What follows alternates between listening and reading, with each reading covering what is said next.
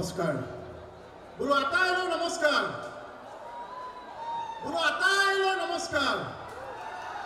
মোৰ নমস্কাৰ দিছোঁ মোকো নমস্কাৰটো দিয়ক বোলো আটাইলৈ নমস্কাৰ নকৰিব আমাক তিৰস্কাৰ যদিহে কৰে তিৰস্কাৰ হাত চাপৰি দিব আমাক পুৰস্কাৰ পৰম শ্ৰদ্ধাত উপস্থিত হোৱা সমুদ্ৰ ৰাইজ জয়তে মই হীৰকজ্যোতি শৰ্মাই আপোনালোক সদৌ দিলত শ্ৰদ্ধা সেৱা আৰু কৃতজ্ঞতা যাচিছোঁ উদ্যোক্তা কমিটি প্ৰতিগৰাকীলৈ বহুত বহুত ধন্যবাদ জ্ঞাপন কৰিছোঁ এই পবিত্ৰ মঞ্চত অনুষ্ঠান পৰিৱেশন কৰিবলৈ তেওঁলোকে সুযোগ দিলে যা নহওক ৰাইজ আমি অকণমান শ্ৰমকৈ ঢোল বাদন আৰম্ভ কৰিম ভুল কুটি হোৱাটো স্বাভাৱিক আমি বজাবলৈ নাজানো আমাৰ ক্ষুদ্ৰ প্ৰয়াস যদি আমাৰ কাৰণে ভুল কুটি অপৰাধ হয় আপোনালোক আটাই যাতে ক্ষমা কৰি দিয়াৰ প্ৰতিশ্ৰুতিৰে সুন্দৰ আৰাধনা জীৱনৰ খেল কবিয়ে কৈ যোৱা মহান বাক্যশাৰী সাৰগত কৰি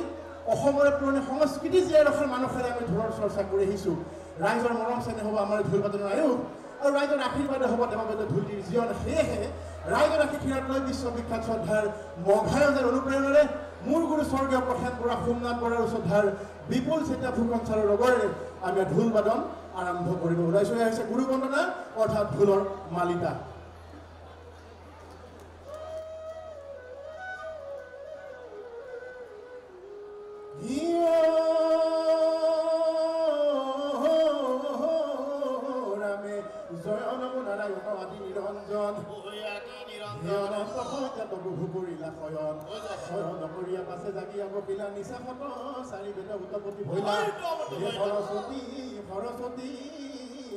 সৰস্বতী আমি বোলোৱাই যিখনি সৰু মাতৃ দিবা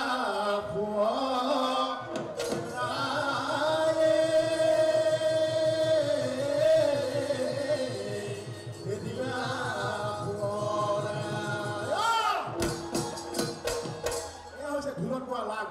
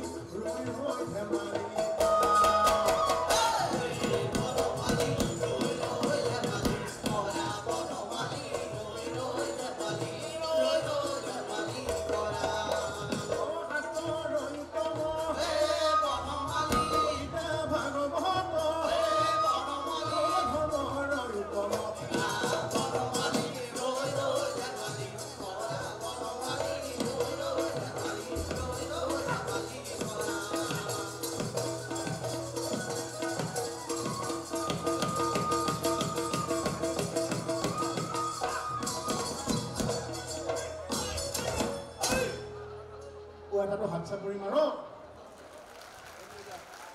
ইমান কষ্ট কৰি আছো যদি এটা হাত চাপৰি নামে ক'ত উৎসাহ আকৌ এটা মাৰক একো নহয় এটা হাত চাপৰিয়ে এই আমাৰ দৰে লোকসংগীতৰ ক্ষেত্ৰত বহুত আগুৱাই লৈ যায় মাৰক এটা হাত চাপৰি একো নহয়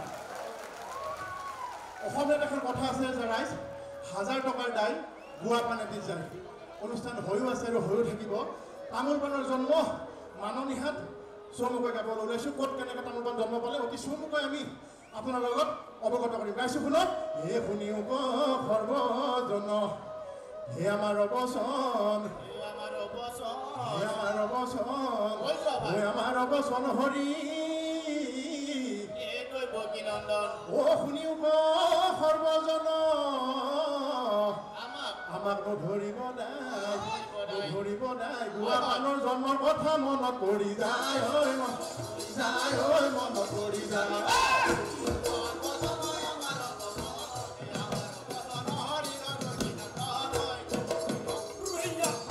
সৰগত আছিল অন্তই অমৃত বিষৰ গুটি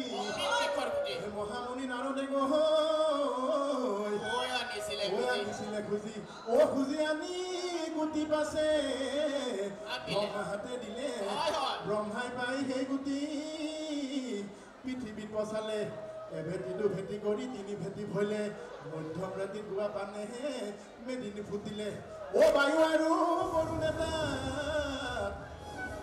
আৰু চপাই দিলে লাহে লাহে গুৱা পান বাঢ়িবলৈ ল'লে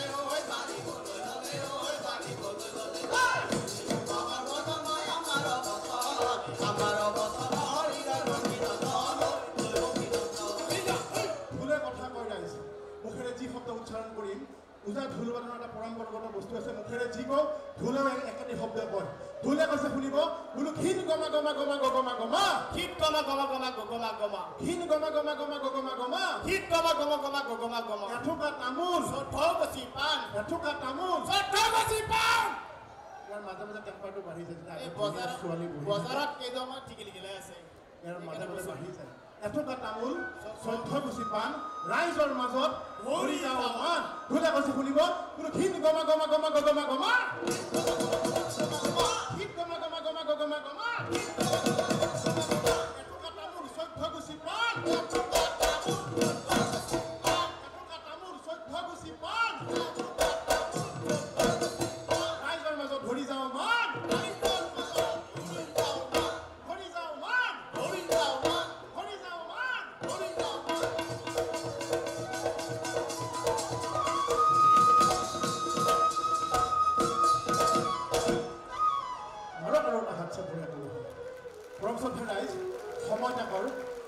ৰেডিমেড ঢেঁকী লৈ আহিছোঁ ঢেঁকীৰ শব্দ আমি অকণমান চমুকৈ আপোনালোকৰ লগত দিম এগৰাকী আইতাই ঢেঁকী দিব এগৰাকী বোৱাৰীয়ে ঢেঁকী দিব এগৰাকী জীয়ৰীয়ে ঢেঁকী দিব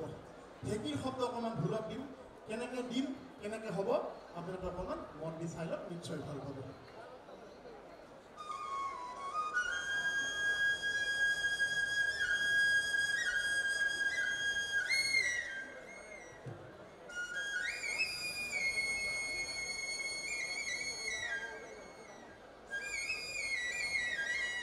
এইটো হৈছে ৰেডিমেড ঢেঁকী এগৰাকী আইতাই প্ৰথমতে ঢেঁকী দিব দিবৰ একেবাৰে মন নাই দিওঁ নিদিওঁ কৰি আইতাগৰাকী ঢেঁকী দি আছে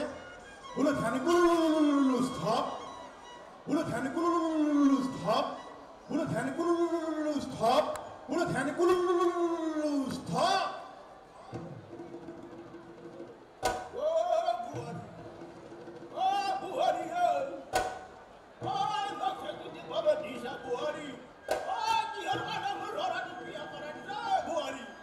আইতাগৰাকী দিয়া সমাপন হ'ল এতিয়া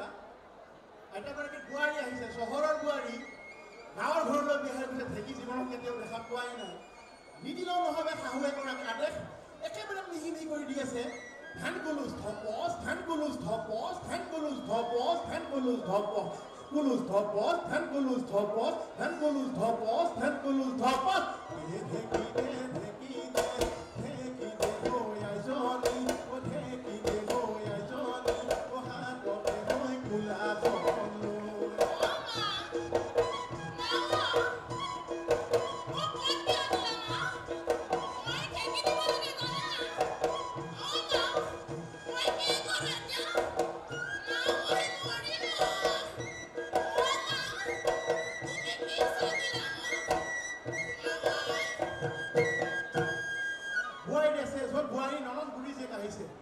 গাভৰু ছোৱালী পাই গৈছে মোবাইল ফোনটো যোৱাকালি সন্মানীয় শিল্পী অংগৰাগ পাপন প্ৰসন্নৰ অনুষ্ঠান আছিল আজি আকৌ আটাইৰে মৰমৰ জুবিন গাৰ্গদেৱৰ অনুষ্ঠান আছে দুটা ল'ৰা অংকটো চলাই আছে কোনো কথা পাতি পাতি বৰফেনৰ অংকটো মিলাই আছে নাহিলেও নহয় ঘৰত পৰি যাব কাণত ফোন দি লৈছে পুৰা ঘৰত ঢেঁকী মাৰি আছে ধান কুলুচ ধান কুলুচ ধান কুলুচ ধান কুলুচ ধান কুলুচ ধান কুলুচ ধান কুলুচ ধান কুলুচ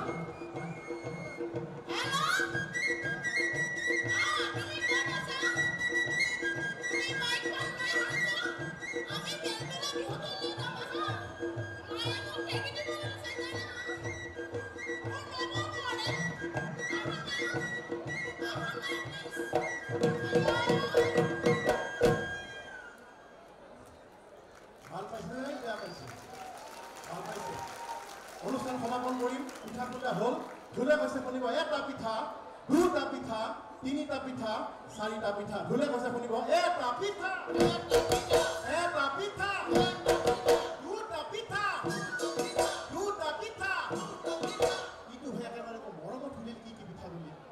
কি পিঠা কালি মৰম চব মই গমেই নাপালো জানা মোক কৈছে মৰমত মই কৈছো মৰমত ফুটুলি পিঠা ফুটুলি পিঠা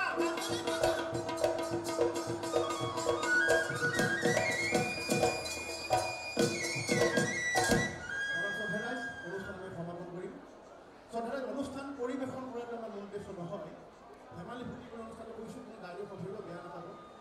অনুষ্ঠানৰ যোগেৰে দুই এটা মেছেজ দিয়াটো আমাৰ প্ৰধান কৰ্তব্য বুলি ভাবোঁ। সন্মানীয় অভিভাৱকসকল, সন্মানীয় মোৰ গুৰু সন্দিক ব্যক্তিগৰাকী বহি আছে, হাতযোৰ মই অনুৰোধ কৰিছোঁ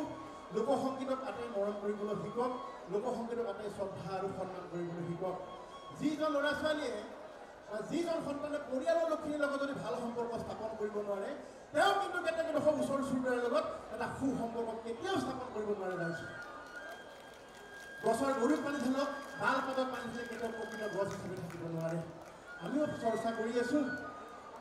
গৱেষণাও কৰি আছোঁ মহাপুৰুষ শ্ৰীমন্ত শংকৰদেৱ বিশ্ববিদ্যালয়ৰ পৰা। আশীৰ্বাদ কৰক, ১.৫ বছৰ পিছত এইখন মঞ্চত যাতে আমি নতুন পৰিচয় লৈ এই পবিত্ৰ মঞ্চত অনুষ্ঠান পৰিৱেশন কৰিবলৈ সুযোগ পাওঁ। আটাইবোৰে শ্ৰদ্ধা সেৱা যাচি অনুষ্ঠান ইমানত সামৰণি ভালে থাকক।